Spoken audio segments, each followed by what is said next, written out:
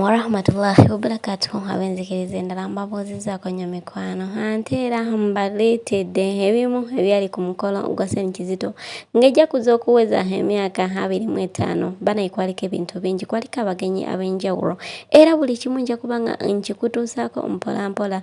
Beera ku channel eno, subscribinga, commentinga, beera ng'osharingirako munno atanaba kugitegeera naye abeere ng'ate yeerolera ku byali ku mukolo guno. Kyali kijjobi.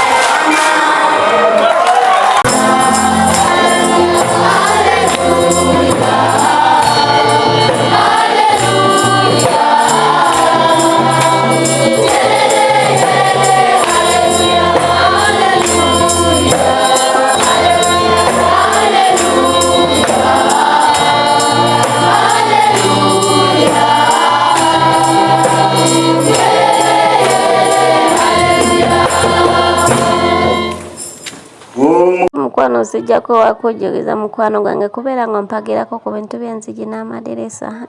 Mbeera nga ate otufunirako ezo ennamba z'essimu osobola okuba oba n'osindika ka message ku WhatsApp munaye ate oba otufuna bulungi nnyo.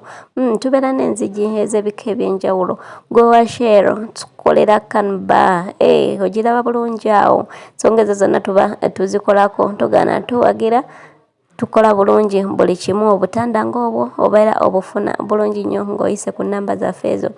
Nakugamba mukwano gwange tutuuka ku sayiti yo ne tupima ne tukuwa ekintu ekyo ekifiitinga mu mulyango gwo oba mu ddirisa lyo oba ku geeti yo. Tetwagala bino bintu byakufunza miryango oba bintu byakutemaatema miryango, nedda. Tupima omulyango gwo ne tukolera oluggi olwennyini olufiitingamu. Togaana tuwagirako ebintu byaffe biba birungi nnyo munnange nga w'obiraba. Tulina enzigi ezislidinga nga zidda waggulu ne wansi, tulina enzigi ezislidingira mu sides, okitegedde munaye mbeera bubezi ng'otwekwata. Amadirisa agaslidinga gonna tubeera nago. Tusangibwa mu kibuga Lukaya, ekitegedde bulungi mukwano gwange. Gwe munaye ow'emmotoka tokkiriza mmotoka yo kubwasuulwe, tuwa omulimu tube ng'ate tukolera akayumba emmotoka yo ebe ng'ate ebeera ku seefu sayidi. Ogenda ozukka ku makya munaye ng'ate teriko musulo gwonna. Ekitegedde ekintu ekyo obeera ng'otufunira ku nnamba zaffe ezo ez'essimu. Oba oli luddawo oba oli luddawo mukwano gwange kasita otukwasa omulimu tuba tusobola okutuuka mu kitundu ekyo ne tukola omulimu ate ne gusobola okubeera ng'ate gugwa. Ebbeeyi ebeera yakuteeseganya mukwano gwange. Gwe tutya tukontakitinga oyinza okugamba ate kifa mbeera wala mukwano gwange wonna tutuukayo ebintu by'okunoonya ssente si byakutuula mu kifo kimu, mirimu gya kutambula. Riziki wejjidde wonna beera ng'ate oginoonyaawo. Kitegedde tetweganya oba oyina mizigo emeka oba oyina nnyumba emu oba oyina ssomero tusobola okuba ng'ate buli kimu tukikolerako bulungi.